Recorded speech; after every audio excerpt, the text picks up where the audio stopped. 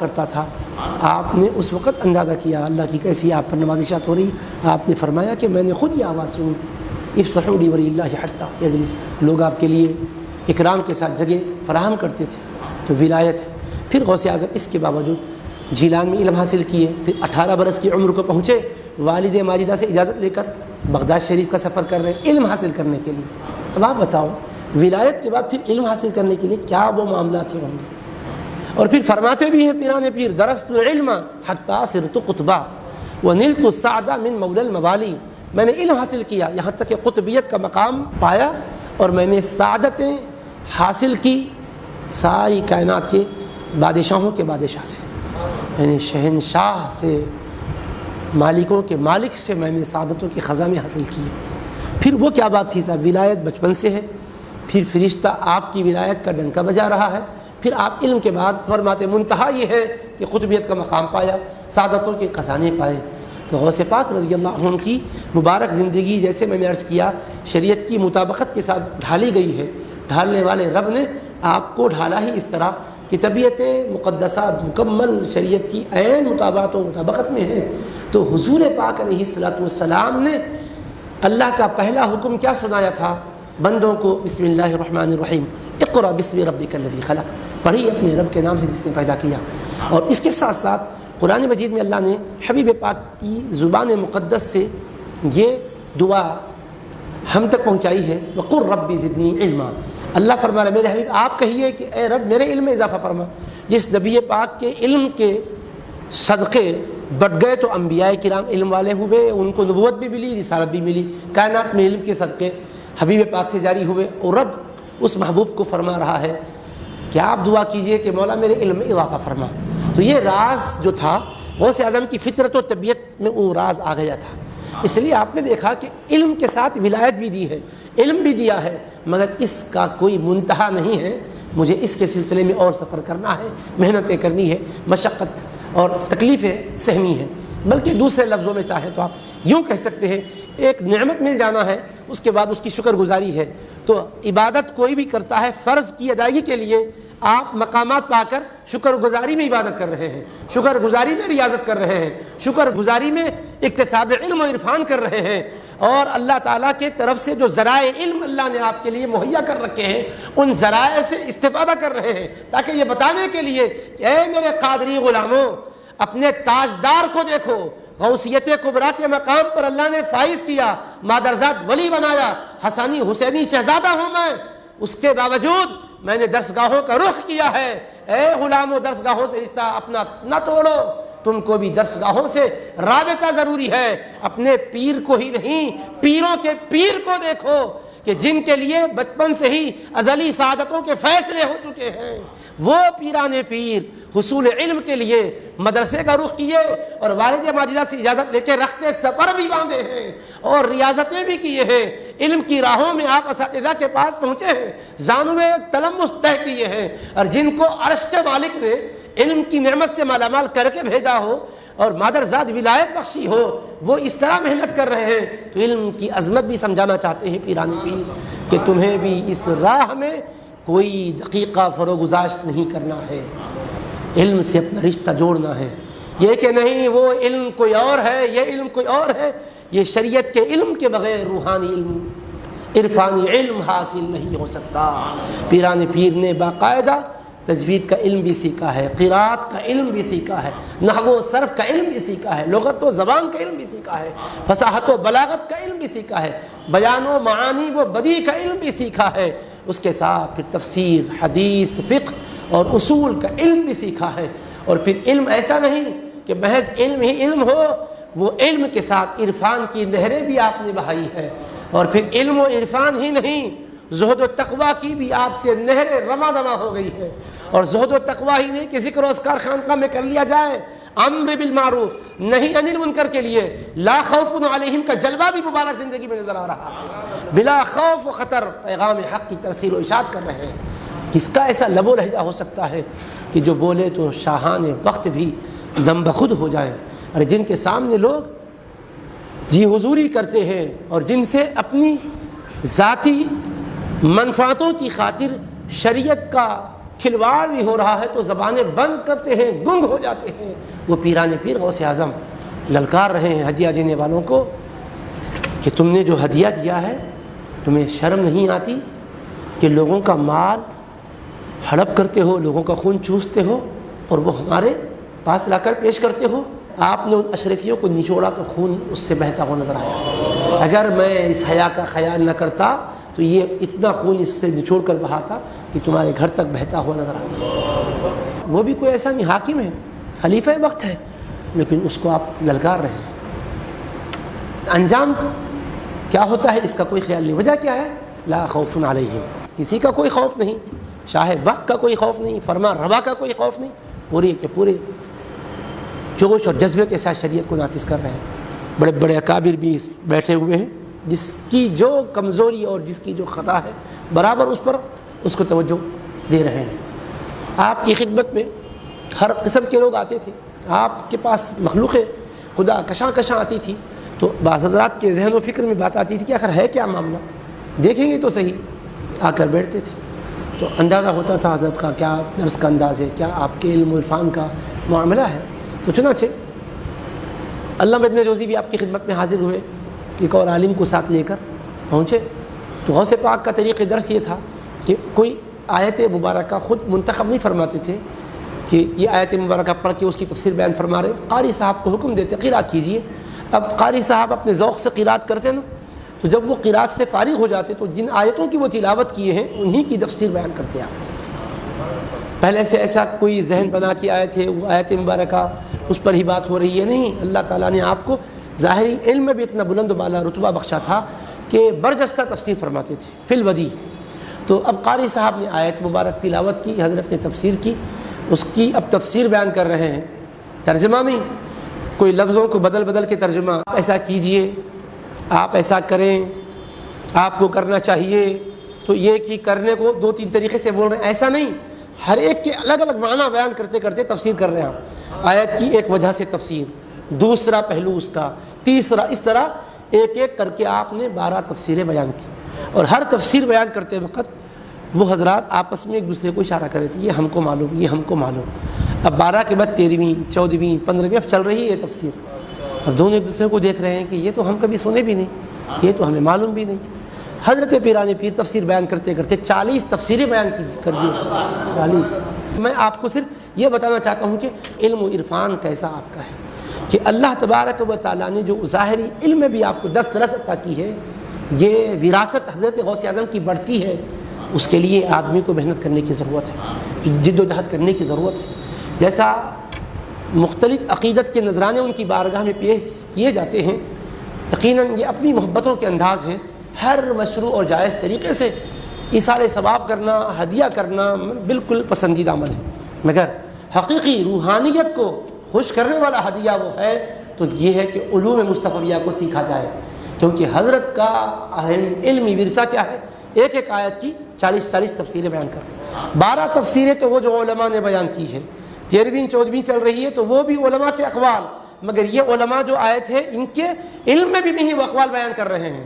اب وہ کہہ رہے ہیں کہ جو پڑھا ہوا علم ہے وہ اتنا ہے کہ 12 ہم پڑھے ہیں، جبکہ ہم نے ہر استاد کے پاس جا کر سیکھا ہے، اس کے علاوہ ان کے پاس 40 ہے، تو 40 میں سے 12 نکالو تو اور 28 ہوتے ہیں۔ 28 تو وہ ہیں کہ ان کو پتہ ہی نہیں ہے، اور حضرت ہے کہ اس کی تشریح اور تفسیر کرنے لگ گئے، اس پر دنگ رہ گئے، وہ بالکل حیران اور ششدر رہ گئے کہ آخر کیا ہے۔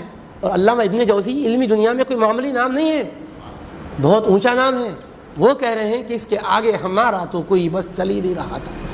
اس کے بعد حضرت نے فرمایا رجعنا من القال الى الحال، اب یہ قال تھا جو زبان سے بیان ہو رہا تھا، اب ہم قال سے حال کی طرف آتے ہیں، کہہ کر لا الہ الا اللہ کی ضرب لگائی تو ابن جوزی پر بے خودی کا عالم طاری ہو گیا، یہاں تک کہ انہوں نے عالم بے خودی میں اپنے کپڑے پھاڑ لیے۔ تو پیران پیر غوث اعظم رضی اللہ تعالیٰ، تو درست العلم حتی صرت قطبہ، علم کے ساتھ آپ نے اپنا کیسا رشتہ جوڑا، کیونکہ علوم نبویہ ہیں، یہ علوم نبویہ کو باقاعدہ محنت سے سیکھا جاتا ہے، کیونکہ نبی پاک علیہ الصلوۃ والسلام نے اس کے لیے تگودو کرنے کا حکم فرمایا، جد و جہد کرنے کی تعلیم فرمائی ہے۔ ایسا نہیں ہے کہ صرف چند کرامات بیان کر کے غوث اعظم کی بارگاہ میں اپنی محبتوں کا نذرانہ پیش کر لیا جائے، یہ چند اقوال کے ذریعے سے، یہ چند منقبتوں کے ذریعے سے روحانیت غوث اعظم میں ہم ہدیہ پیش کر کے اکتساب فیض کریں، یقیناً اس سے بھی ناجات شامل حال ہوتی ہے، لیکن مقصد جس کا انہوں نے بطور خاص اپنی تالیفات میں، اپنے مواعظ میں ذکر فرمایا ہے، وہ یہ ہے کہ تعلیمی رجحان ہمارا بڑھ جائے، علم کی راہوں پر ہم چلنے والے بن جائیں، زہد و ورا کے عظیم ترین فیوز ان کی بارگاہ سے حاصل کیے جائیں۔ تو غوث اعظم رضی اللہ عنہ کا یہ معاملہ۔ اب دیکھیے ایک واس کے دوران ایک عالم صاحب تشریف لائے تو غوث اعظم رضی اللہ تعالیٰ عنہ شعر پڑھے، کیونکہ عربی زبان میں خاص بات ہے کہ آپ علوم قرآن، علوم حدیث کو اگر سمجھائیں گے تو وہ عربی زبان میں ہے، تو عربی زبان میں کیا معنی ہے اس کی دلیل کے لیے عرب کے اشعار پڑھنے ہوتے ہیں کہ دیکھو جی عرب کا شاعر یہ شعر میں یہ لفظ اس معنی میں استعمال کیا، قرآن کریم میں دیکھو یہاں یہ لفظ آیا ہے، تو لہٰذا اس سے یہ معنی بھی نکلتا ہے۔ تو حدیث پاک کا یہ لفظ ہے، اس کا کیا معنی ہے؟ عرب کے شاعر نے یہ لفظ اپنے شعر میں اس مفہوم میں استعمال کیا، تو لہٰذا اس سے یہ مفہوم کھلتا ہے۔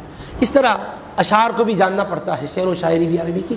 تو غوث پاک اپنے موقف پر دلیل پیش کرتے ہوئے شعر پڑھے، تو وہ عالم صاحب کو اندازہ ہوا اچھا حضرت کچھ شعر بھی آتا ہے عربی کا، روحانیت میں تو ہم نے بہت کچھ سنا تھا، تو انہوں نے سوچا کہ ایک آدھ شعر ہے یا اور بھی پڑھتے، تو پھر اور ایک مرتبہ ایک شعر پڑھے۔ تو یہ کیا کیے، آہستہ سے گرہ ڈال رہے تھے، ایک ایک شعر کو شمار کریں گے کتنے پڑھتے حضرت، ایک ایک شعر پر آہستہ سے گرہ ڈال رہے تھے۔ تو ایک پڑھے تو ایک گرہ ڈالے، دوسرے پہ دوسری گرہ ڈالے، تیسرے پہ تیسری گرہ ڈالے، اور حضرت کے درس میں حلقہ کتنا تھا؟ 70 ہزار کا مجمع رہا کرتا تھا، اور بغیر کوئی لاؤڈ اسپیکر کے، ساؤنڈ سسٹم کے، ہر آدمی آپ کی آواز کو برابر سنا کرتا تھا۔ یہ بھی عظیم کرم تھا آپ پر اللہ کا، اور آپ کی کرامت تھی۔ تو انہوں نے ایک گوشے میں بیٹھ کر یہ شروع کیا، تو ظاہر سی بات ہے غوث اعظم کی روحانیت سے آپ کو اس کا علم ہوا، تو آپ نے ان کی طرف توجہ کی، کسی کو بھی نہیں پتا۔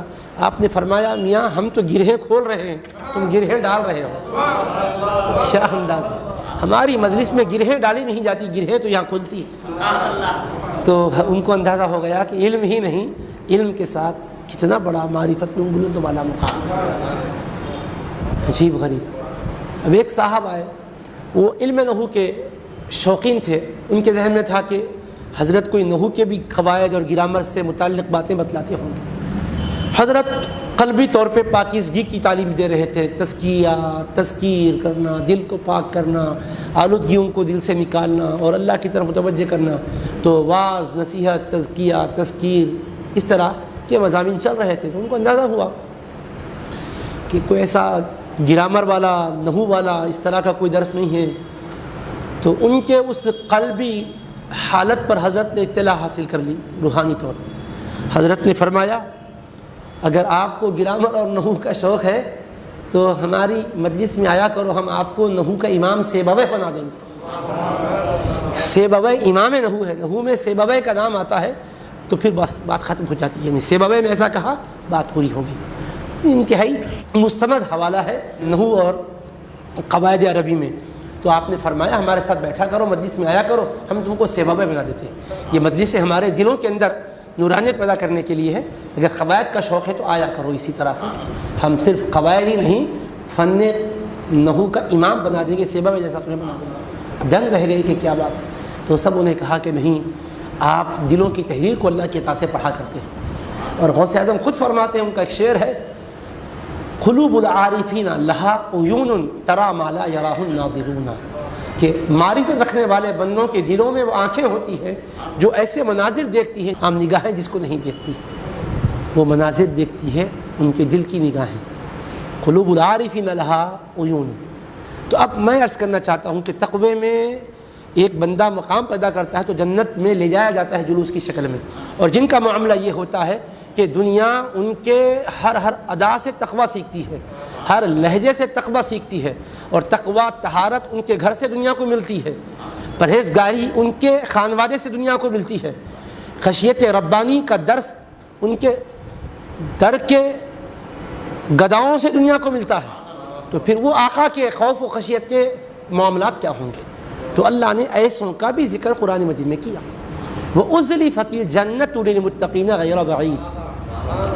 ایک تو ابھی آپ سن چکے، متقیوں کو جلوس کی شکل میں جنت کی طرف لے جایا جائے گا، مگر ایسے مردان خدا غوث اعظم جنہوں نے روز الست کا مزہ زندگی کی ہر گھڑیوں میں پایا تھا، وہاں اللہ نے الست بربکم کہہ کر جو جلوہ ظاہر کیا تھا کہ عالم ارواح میں اپنی تجلی ظاہر کر کے فرمایا کیا میں تمہارا رب نہیں ہوں، تو کہا تھا قالوا بلا، کیوں نہیں تو ہمارا رب ہے۔ ہر روح سے اللہ تعالیٰ نے یہ سوال کیا، ہر روح نے جواب دیا، مگر یہاں کس کو معلوم کیا جواب دے کر ہم آئے تھے؟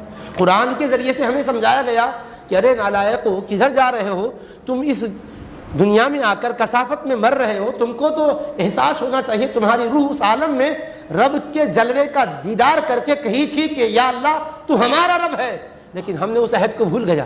لیکن ایسی ہستیوں کو وہ عہد یاد رہا، اور اس لیے انہوں نے وہاں جو جلوہ دیکھا تھا اب ان کی نگاہوں نے یہاں کسی غیر کو نہیں دیکھا، انہوں نے جو وہاں حق کا کلام سنا تھا یہاں کسی کلام غیر کو نہیں سنا۔ آنکھوں پر بھی پہرا، دل پر بھی پہرا، کانوں پر بھی پہرا۔ آپ کہیں گے غیر کو نہیں سنا تو مریدوں کی باتیں تو سنتے تھے، شاگردوں کی باتیں سنتے تھے، ازدواجی تعلق تھا تبھی تو شہزادگان بھی ہوئے، شہزادے بھی ہوئے۔ ارے یہ سب کچھ اپنے لیے نہیں، ہر تعلق میں مولا کا جلوہ، ہر معاملے میں اللہ کی رضا۔ جس شے کو بھی دیکھ رہے تھے تو جیسا کہ سرکار دو عالم علیہ السلام کے فیض یافتہ بزرگوں نے فرمایا کہ ہم نے جس کسی چیز کو بھی دیکھا اس کے بعد اللہ کے جلوے کو بھی دیکھا۔ یہ ایک مرتبہ ہے، جس چیز کو بھی دیکھا اس کے بعد اللہ کے جلوے کو بھی دیکھا۔ دوسرا مرتبہ کیا ہے؟ ہم نے جس کسی چیز کو دیکھا اس کے ساتھ اللہ کے جلوے کو دیکھا۔ ایک مرتبہ وہ ہے ہم نے جس کسی چیز کو دیکھا اس میں حق کے جلوے کو دیکھا، ایک مرتبہ وہ ہے ہم نے کسی چیز کو دیکھا ہی نہیں، پہلے جلوہ حق کو دیکھا پھر اس کی نشانی کو ہم نے دیکھا۔ تو سرکار غوث پاک وہ شے کو بعد میں دیکھے، جلوہ حق کو دیکھے، اس کی نشانیوں کو دیکھتے رہے۔ اللہ نے فرمایا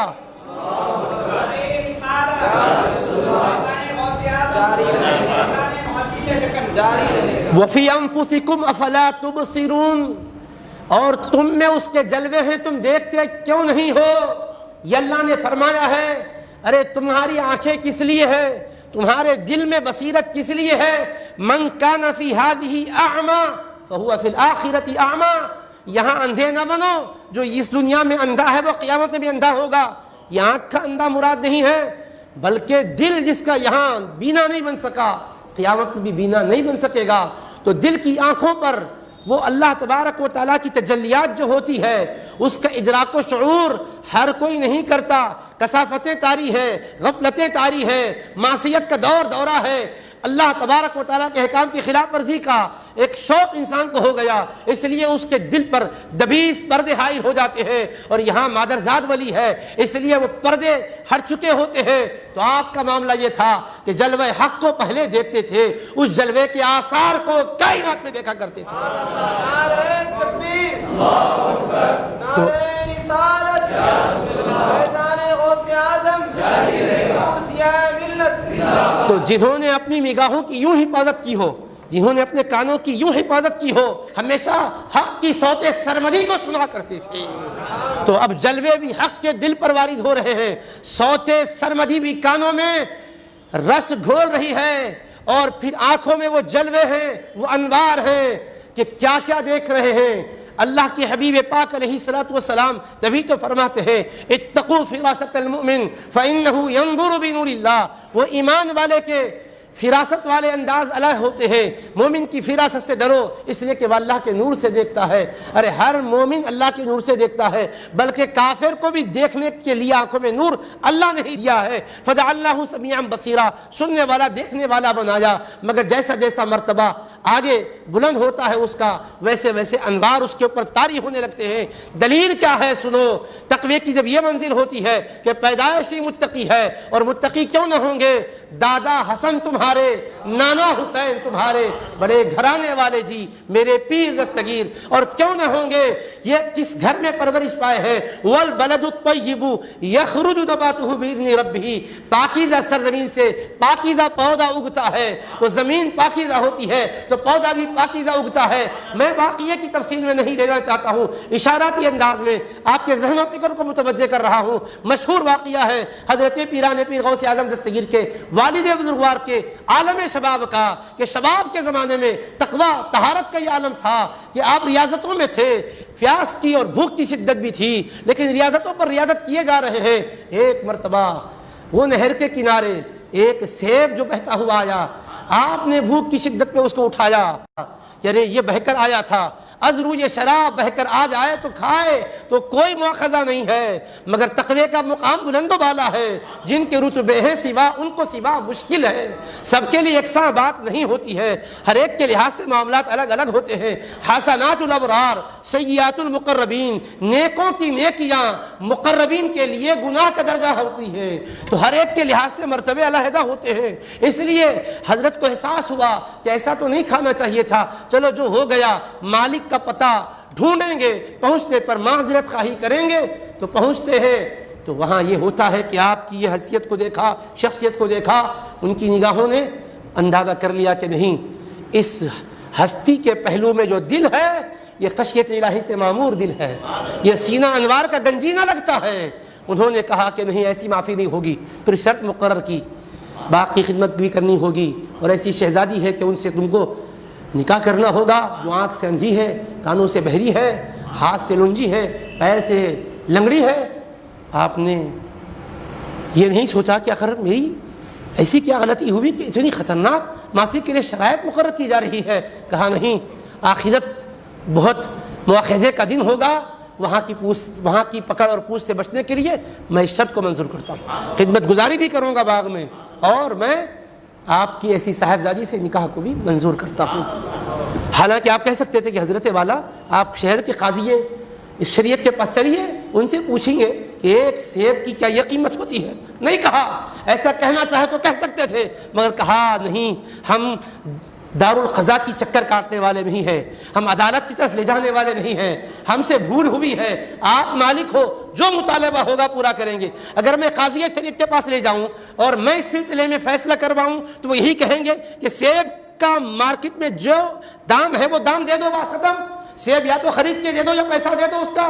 مگر یہ کہنے پر مسئلہ تو حل ہو جائے گا، مگر باغ کے مالک کے دل کو خوشی نہیں ہوگی، ہم نے بھول سے کھایا ہے، تو ان کی خوشی کی خاطر ہم یہ شرط کو منظور کر لیتے ہیں، منظور کر لیا۔ اب ذرا آپ دیکھیے، تکمیل کا وقت آیا، بہرحال نکاح ہونے کے بعد آپ حجرے مبارکہ میں داخل ہوئے تو فوری واپس آ گئے۔ کہا کہ ایک بھول ہوئی تھی، یہ بھی ایک کیا ہو گیا کہ جن صفات کی حامل صاحبزادی کا آپ نے ذکر کیا وہ ان صفات پر نہیں ہے، وہاں عیب نظر نہیں آیا، حسن و جمال کی پیکر نظر آتی ہیں، ساری خوبیاں نظر آ رہی ہے، اس لیے ایک نظر کے پڑتے ہی میں فوری آ گیا۔ تو کہا کہ صاحبزادے، میں نے جو کہا تھا یہ تمہارے امتحان کے لیے کہا تھا، آنکھ سے اندھی جو ہے یہ اس معنی میں تھی کہ اس آنکھ سے اس نے کوئی گناہ کی چیز نہیں دیکھی، کان سے بہری جو کہا تھا، کان سے کوئی گناہ کا انہوں نے جملہ نہیں سنا، ہاتھ سے کوئی گناہ کا کام نہیں کیا، پاؤں سے چل کر کسی غلط کام کی طرف نہیں گئی میری بیٹی۔ تو اس طرح سے میں نے اس بچی کی تربیت فرمائی تھی، تو میں نے سوچا کہ ایسی پاک باز کا تم سے نکاح ہو، اس لیے میں نے ایک امتحان کی خاطر شرط رکھی تھی، تم نے منظور کر لی ہے، تمہارے لیے فیصلہ الہی کے تحت یہ نکاح ہو چکا ہے تمہاری دلہن۔ تو اب یہاں پر میں جو نقطہ عرض کرنے کے لیے یہ بات سنایا ہوں وہ یہ ہے کہ حضرت سیدنا غوث اعظم کے والد بزرگوار جب سیب لے رہے تھے تب یہ خیال کیوں نہیں آیا کہ ارے یہ بغیر اجازت کے میں لے رہا ہوں؟ کھانے کے بعد خیال کیوں آیا؟ کھانے سے پہلے بھی خیال آ سکتا تھا نا۔ یہ خیال آیا تو کیوں آیا ہے؟ ایک کا جواب ہے کہ اللہ نے دل میں ڈالا، تو اللہ تعالیٰ جو اس وقت دل میں ڈالا پہلے کیوں دل میں نہیں ڈالا؟ نیکی کے خیال بھی ڈالنے والا اللہ ہے، لیکن یہاں اللہ تعالیٰ ایک سبق ہم کو بھی سمجھانا چاہتا تھا کہ ان کی ایک بھول تھی جس کی وجہ سے کھا لیے، تو بھول ہوئی، اللہ والوں کی بھول میں بھی کتنی نعمتیں ہوتی ہیں، تو بھول سے کھا گئے، اور کھانے کا نتیجہ کیا ہوا؟ آپ کو معافی کا خیال آیا تو وہاں پہنچے، اور وہ شہزادی کا اللہ نے ان کے لیے انتخاب کر کے رکھا تھا، تو یہ سبب بن گیا ظاہری طور پر۔ اللہ نے چاہا کہ ایک پاک باز خاتون کو میں نے تمہارے لیے منتخب کر کے رکھا ہے، یہ سیب بہانہ ہے ان تک پہنچنے کا، اس طرح سے میں نے یہ فیصلہ کیا ایسی پاک باز خاتون ہو اور ایسا صالح جوان ہو، ان کا باہم نکاح ہو اور پھر اولاد ہو تو ولیوں کی سردار بنے گی، غوثیت کبریٰ کے منصب پر فائز ہوگی۔ اس لیے میں نے اس شہزادے کے لیے ایسی پاکیزہ زمین چنی تھی تاکہ وہ پاکیزہ زمین سے یہ پودا اگے اور پھر وہ تناور درخت بنے جس کی شاخیں پورے دنیا کے کونے کونے میں پھیلیں اور جس کا سایہ اتنا دراز ہو کہ اس کے سائے رحمت میں ہر کوئی آ رہا ہو. ارے اور تو اور ہیں، اولیاء بھی زیر سایہ آ رہے ہوں. سارے سلاسل کو غوث اعظم کا فیض ملا، خواہ نقشبندی سلسلے کے تاجدار ہوں یا چشتی سلسلے کے تاجدار ہوں یا سہروردی سلسلے کے تاجدار ہوں. یہ سلسلے کے مریدوں ہی کو نہیں، مریدوں کے پیروں کو ہی نہیں، بانیان سلسلہ کو بھی سرکار غوث اعظم کا فیض نصیب ہوا ہے. اس لیے اللہ نے چاہا کہ ایسا فیض کا سرچشمہ جاری ہونا ہے، اس لیے ایسا میں اس کے لیے انتظام کرتا ہوں. اس کے لیے ایک مثال میں دیتا ہوں. جس طرح حضرت آدم کو اللہ نے جنت میں رکھا، حضرت حوا کو جنت میں رکھا اور فرمایا لا تقربا هذه الشجرہ، اے آدم و حوا اس درخت کے قریب نہ جانا. ہر جگہ جاؤ مگر یہ درخت کے قریب نہ جاؤ. درخت کے قریب جانے سے روکا. حضرت آدم علیہ السلام حوا علیہ السلام کے کہنے پر، شیطان کے بولنے کی وجہ سے آپ سے کہنے لگے، بالآخر وہ دانہ کھائے. حکم ہوتا ہے جاؤ زمین پر چلے جاؤ. اب ہم کو لگ رہا ہے کہ گناہ کر کے آئے ہیں، غلطی کر کے آئے ہیں، خطا کر کے آئے ہیں، لیکن یہ ایک بات بتاؤ کہ اگر یہ واقعہ نہ ہوتا تو دھرتی پر حضرت آدم کے آنے کی ظاہری کوئی شکل کیا بنتی تھی، اور وہ نہ آتے تو یہ کائنات اللہ کے ذاکرین سے آباد نہ ہوتی تھی، خدا کے ذکر کا یہاں پر پرچار نہ ہوتا تھا، اور ختم نبوت کا تاج پہن کر نبیوں کے سردار اس دھرتی کو منور کرنے نہ آتے. اللہ نے چاہا کہ اے آدم و حوا، تم سے میں سلسلہ نسل کا پھیلانا چاہتا ہوں، انبیاء کو پیدا کرنا چاہتا ہوں، مرسلین کو پیدا کرنا چاہتا ہوں، اولیاء کو پیدا کرنا چاہتا ہوں، صلحاء کو پیدا کرنا چاہتا ہوں. اس لیے دل میں یہ بات ڈالی کہ پہلے تو فرمایا کہ درخت کے قریب نہ جانا، اور جب حضرت آدم حضرت حوا نہیں جا کے رہ رہے تھے، شیطان آ کر کیا انداز سے آپ کے دل میں بات ڈالا، هل ادلک علی شجرۃ الخلد وملک لا یبلی. اے آدم، کیا میں تمہیں وہ درخت کا پتہ نہ بتاؤں جس کا پھل کھانے والا ہمیشہ جنت میں رہتا ہے. تو حضرت بھی عشق کی کیفیت میں تھے. حضرت آدم کو عشق کی نعمت حاصل تھی. شیطان لعین کے پاس عین 3 تھے، بلکہ 4 عین تھے، 5واں عین نہیں تھا. علم کا عین تھا، وہ عالم تھا. عرفان کا علم تھا، وہ عارف تھا. عبادت کا عین تھا، وہ عابد تھا. عقل کا عین تھا، وہ عاقل تھا. مگر عشق کا عین نہیں تھا، وہ عاشق نہیں تھا. تو وہ عالم تھا، عارف تھا، عابد تھا، عاقل تھا، عقل والا تھا. آپ بولیں گے عقل والا کیسے؟ ارے اللہ نے اس سے پوچھا تھا، آدم کو سجدہ تو نے کیوں نہ کیا؟ میں نے حکم دیا تھا. عقل والا تھا تبھی تو منطقی دلیل دیا. خلقتنی من نار وخلقتہ من طین. اے اللہ، تو آدم کو سجدہ کیوں نہیں کیا؟ کب اس سے سوال کر رہا ہے. ارے بنایا تو نے کیسے ہے یہ بھی تو دیکھ. تو نے مجھ کو آگ سے بنایا، آدم کو مٹی سے بنایا. تو آگ میں ترفع ہے، مٹی میں تذلل ہے. تو جس میں ترفع ہے وہ بلند ہے، جس میں تذلل ہے وہ پست ہے. تو بلند پست کو کیسے سجدہ کرے گا؟ انا خیر منہ، میں اس سے بہتر ہوں آدم سے. تو عقل تھی تبھی تو دلیل دیا تھا نا. تو عاقل تھا. عشق ہوتا تو دیکھتا کہ ارے حکم دینے والا رب ہے، اب عقل کے گھوڑے نہیں دوڑائے جاتے. وادی عشق میں عقل کے گھوڑے نہیں دوڑائے جاتے. نعرہ تکبیر، اللہ اکبر، نعرہ رسالت، یا رسول اللہ، نعرہ رسالت، یا رسول اللہ، حضور ضیاء ملت. تو اب یہاں پر علم بھی ہے، علم کا عین بھی ہے، عبادت کا عین بھی ہے، عرفان کا عین بھی ہے، عقل کا عین بھی ہے، 5واں عشق کا عین بھی ہے. اور وہ عشق ایسا غالب رہا. حضرت آدم اور حوا درخت کے قریب کبھی نہیں جاتے تھے. اللہ منع کیا، کیسے جائیں گے صاحب بولو آپ. لیکن ہوتا کیا تھا، حضرت آدم کے دل میں خیال آتا تھا عشق کی وجہ سے. جیسے میں ابھی آپ سے عرض کیا نا، اور یہ اللہ کو خوف کیوں ہوتا ہے؟ ہم جیسے گنہگاروں کو عذاب کا ڈر ہوتا ہے، کہیں اللہ تعالیٰ کوئی ہمیں ذلیل نہ کر دے، مصیبت میں نہ کوئی ڈال دیا جائے. مگر وہ مصیبتوں کو تو مسکرا کے گلے لگاتے ہیں. ان کو کیا ڈر ہوتا ہے؟ کہیں رب ناراض نہ ہو جائے، کہیں رب قربت سے ہمیں دور نہ کر دے. وہ عشق کی وجہ سے حضرت آدم کو خیال آتا تھا. حضرت حوا سے بات بھی کرتے تھے، حوا ہم جنت میں ہیں، اللہ کی نعمتوں میں ہیں، کہیں ہمارا اللہ ہم کو جنت سے نکال تو نہیں دیگا کیا؟ یہ خیال عشق کی وجہ سے آیا کرتا تھا. تو وہ خیال عشق کو بھانپ لیا شیطان. ارے ان کے دل میں یہ خیال آتا ہے، اس کا میں فائدہ اٹھاؤں. آ کر کہا جی یہ جو درخت ہے نا، یہ ایسا درخت ہے کہ اس کا جو پھل کھائے گا وہ ہمیشہ یہیں رہ جائے گا. شجرۃ الخلد ہے. یہ کیا ہے؟ شجرۃ الخلد، جس کا پھل کھانے والا ہمیشہ یہیں رہتا ہے. تو وہ ہمیشہ رہنے کے خیال میں عشق کے غلبے کی وجہ سے اللہ نے جو منع کیا تھا وہ حکم یاد نہیں آیا. وہ حکم الہی بھول گئے عشق کے غلبے سے. آپ سمجھیے اس بات کو کہ لا تقربا هذه الشجرہ میں جو ہے قریب نہ جانا، یہ حکم بھول کیوں گئے؟ عشق کا غلبہ ہوتا ہے تو کبھی بھول بھی طاری ہو جاتی ہے. اس کو سمجھانے میں ایک مثال دیتا ہوں. ماں باپ دونوں بھی بچے پہ مہربان ہوتے ہیں، لیکن ماں کی مہربانی زیادہ ہوتی ہے. کیوں؟ اس لیے کہ بچے کی دیکھ بھال اور اس کو دودھ پلانا وغیرہ یہ سب ماں سے متعلق ہے، اس لیے اس میں اللہ نے محبت زیادہ غیر معمولی ڈال دی. اس لیے لوگ آج اعتراض کرتے ہیں جی اسلام میں مرد کی گواہی ایک کی ہے، اس کے مقابل 2 عورتوں کی گواہی ہے. عورتوں کو نظر انداز نہیں کر دی کہ ان کو آدھے مرد کے برابر کر دینا. جی یہ بے وقوف قسم کے لوگ بولتے ہیں. ہم ان کو سمجھاتے ہیں ارے نادانوں، اس میں مہربانی ہے ان کے اوپر اللہ تعالیٰ کی، اس لیے کہ عورت پر محبت کا غلبہ زیادہ ہوتا ہے، اس لیے بھول جاتی ہے بیچاری. تو اس کی گواہی اس کے لیے ایک عورت نہیں بلکہ 2 عورتوں کو رکھا گیا ہے. یہ اس لیے کہ بھول کی وجہ سے کہیں وہ گناہ گار نہ بن جائے، دوسری گواہ ساتھ کر دی گئی.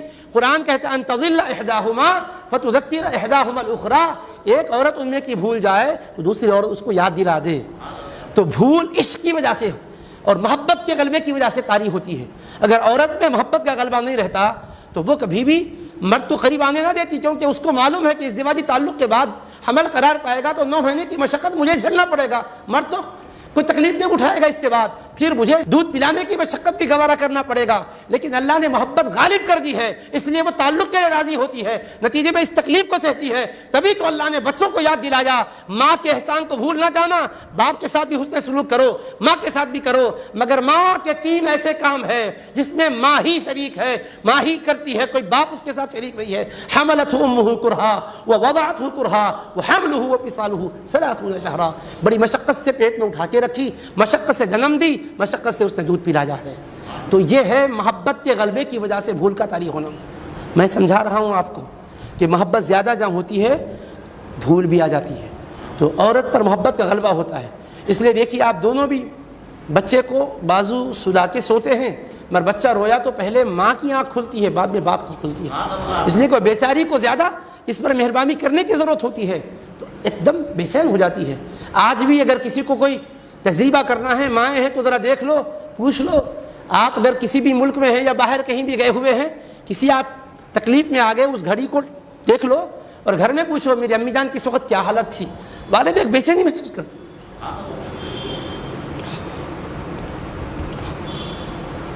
آپ بے چین ہو گئی تو پوچھتے کیا بات ہے، کیوں بے چین؟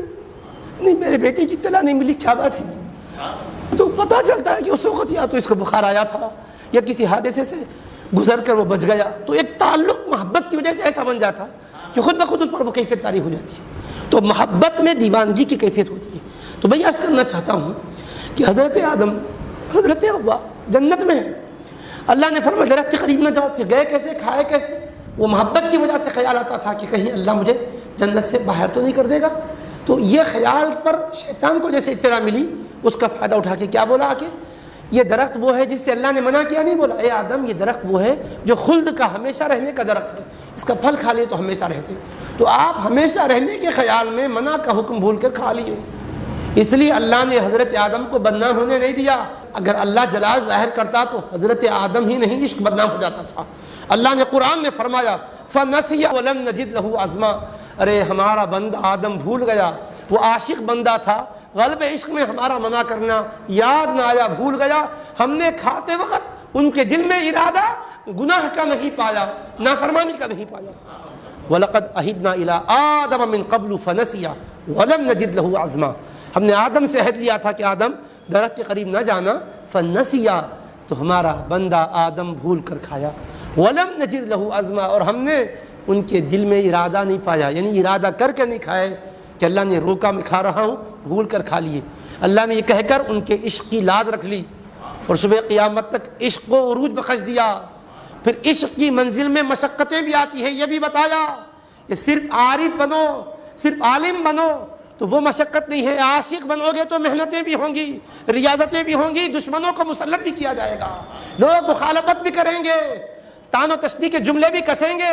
حضرت آدم علیہ السلام کو جنت سے اتارا، حکم دیا تو حضرت آدم روتے ہوئے آئے. اب عشق تھا، رلا رہا تھا، باوجود یہ کہ بھول کر کھائے تھے مگر کیا بول رہے تھے؟ ربنا ظلمنا انفسنا، اے ہمارے رب ہم نے اپنی جانوں پر ظلم کیا ہے. یہ نہیں کہہ رہے ربنا نسینا، اے ہمارے رب ہم بھول گئے. حضرت آدم کی دعا میں بھولنے کا لفظ نہیں ہے، وہ رب کہہ رہا ہے کہ میرا بندہ بھول گیا. اور آدم کہتے ہم تو مولا اپنی جانوں پر ظلم کر بیٹھے، وَإِن لَّمْ تَغْفِرْ لَنَا وَتَرْحَمْنَا، اگر تو ہمیں نہ بخش دے، ہم پر رحم نہ کرے، لَنَكُونَنَّ مِنَ الْخَاسِرِينَ، تو ہم ضرور بضرور گھاٹا اٹھانے والوں میں سے ہو جائیں گے۔ تو حضرت آدم نے یہ کہا اور مسلسل روتے رہے۔ ایک روایت میں 100 سال تک رونے کا ذکر، ایک میں 200، ایک میں 300 تک کا ذکر آتا ہے۔ آسمان کی طرف سر بھی نہیں اٹھائے، خوف سے، شوق سے، عشق میں روتے رہے۔ پھر حضور کا نام مبارک لے کر دعا مانگے۔ مستدرک علی صحیحین میں حدیث پاک ہے۔ پھر اللہ نے حضرت آدم علیہ السلام کی توبہ قبول فرمائی، تو حضرت آدم کو زمین پر بھیجا۔ ایک درخت کے پھل کا کھانا ظاہری سبب بن گیا، اور اس کائنات کو اللہ نے اپنے ذاکرین سے آباد کر دیا اور اپنے پیاروں سے آباد کر دیا۔ حضرت آدم کے ذریعے سے اولاد آدم پھیل گئی، انبیاء اولیاء صلاح دنیا میں آئے، ختم نبوت کا تاج پہن کر امام الانبیاء تشریف لائے۔ اور اسی میں بات کے ساتھ وہ بات کو ملا رہا ہوں سمجھانے کے لیے، حضرت پیران پیر کے والد بزرگوار سیب لے رہے تھے، تب یاد نہیں آیا، ہاتھ میں لیے تب یاد نہیں آیا، ہونٹوں کے قریب لے گئے تب یاد نہیں آئے، کھائے تب یاد آیا، تو بھول کر کھا گئے، یہاں تک تو اللہ نے ان کے ذہن کو ادھر متوجہ ہونے نہیں دیا، کھانے کے ساتھ ہی خیال ڈال دیا کیا کھا لیے ہو۔ اب وہ رلایا وہ خیال، وہ وہاں سے پہنچایا اور وہ باغ تک لے پہنچایا، جس کے نتیجے میں پھر وہ شہزادی آپ کے مقصوم میں جو لکھی ہوئی تھی وہ شرائط کے ساتھ آپ سے بیاہی کروائی گئی، اور نتیجے میں سرکار غوث پاک ان کے ذریعے سے آئے۔ ہمیں بھی سبق ملتا ہے کہ ہم کہتے ہیں اولاد سرکش ہے، تو اولاد کی سرکشیوں کو دیکھنے والوں پہلے یہ بھی دیکھو انتخاب کرتے وقت تم نے کیا دینداری کو ملحوظ رکھا ہے۔ آج رشتوں کے انتخاب کے موقع پر ہم خوبصورتی کو اور ہم دولت کو اور مختلف قسم کی چیزوں کو معیار بنا رہے ہیں، کبھی یہ بھی پوچھتے ہیں کیا بچی کا عقیدہ کیسا ہے، حضور سے عشق کس قدر ہے، درود و سلام پڑھنے میں کیا اس کا ذوق و شوق ہے، نمازوں کی پابندی کے سلسلے میں اس کا کیا طریقہ کار ہے، کس قدر اپنے آنکھوں کی حفاظت کرتی ہے، کیا موبائل کا غلط استعمال کرتی ہے یا جائز استعمال کرتی ہے۔ کوئی پوچھنے والا بھی تو ہو نا۔ جب یہ ہم خیال کریں گے اور اس طرح کی تحقیقات کریں گے تو ہر آدمی اپنی بیٹی کو دیندار بنانے کی سوچے گا۔ کیوں؟ جو بھی نوجوان سالے کا رشتہ آ رہا ہے پہلے یہی پوچھ رہا ہے کہ بھئی بچی آپ کی درود پڑھتی ہے، کتنا معمول ہے، 200 پڑھتی ہے یا 500 پڑھتی ہے؟ ارے لوگ بولیں گے یہ تو انداز ہی الگ ہے، انہوں کتنا درود پڑھتی ہے، پوچھ رہے قرآن شریف کتنا پڑھتی ہے بچی، روزانہ 1 آدھ پارہ پڑھتی ہے، 1 آدھ رکوع پڑھتی ہے، نماز فرائض تو مسلمان پڑھتا ہے، کیا پوچھیں گے نفل میں کیا اس کا طریقہ ہے، یہ پوچھنا چاہیے۔ 5 وقت کی نماز فرض تو پڑھنا ہی ہے نا، یہ تو سانسوں کی طرح ہے، سانس لیتے ہیں کیا پوچھتے کیا، جینے کے لیے سانس ضروری ہے تو مسلمان ہے تو نماز ہے، فنجگانہ فرائض بھی ضروری ہے اس کے لیے، لیکن نفل بھی پڑھتی ہے کہ نہیں، آخری گھڑیوں میں اٹھ کر تہجد بھی پڑھنے کا کچھ معمول ہے، سجدے سے کوئی تعلق بھی ہے، مصلی سے کوئی رابطہ بھی ہے کہ نہیں، اللہ کی بارگاہ میں کبھی تنہائی میں روتی بھی ہے کہ نہیں، کوئی ہے جائزہ لینے والا؟ تو یہ ہمیں غوث اعظم کی زندگی سکھا رہی ہے۔ تو میری عظمتوں کو جانتے ہو تو میری عظمتوں سے پہلے میرے والدین کریمین کو دیکھو، جس اصل کا میں نسل بن کر آیا ہوں ان کو بھی دیکھو، زہد و تقویٰ کے پیکر والد اس شان کے ہوں، والدہ اس شان کی ہوں، تو کیوں نہ قطبیت کبریٰ والے بنیں گے، کیوں نہ مادرزاد ولی بنیں گے۔ اللہ کی عطا تو بے شک ہے ہی ہے، ساتھ ساتھ ان کی محنتیں بھی ہے۔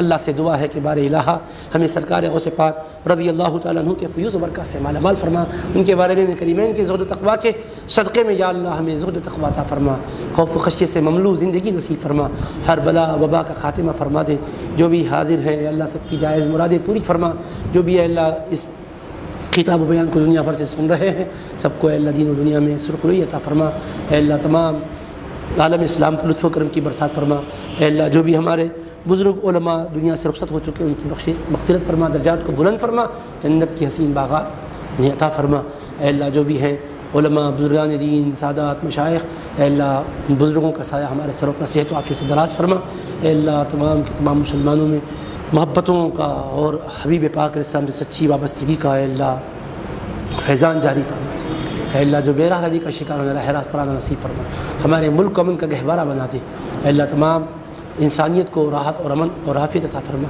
اے کرم کرنے والے مولا تیرے حبیب پاک علیہ السلام کی سچی اطاعت اور اتباع نصیب فرما، وقت اخیر ایمان پر خاتمہ نصیب فرما، حشر کے دن حبیب پاک کی شفاعت عطا فرما، وصلی اللہ تعالی علی خیر خلقہ و آلہ و صحبہ اجمعین، الحمد للہ رب العالمین۔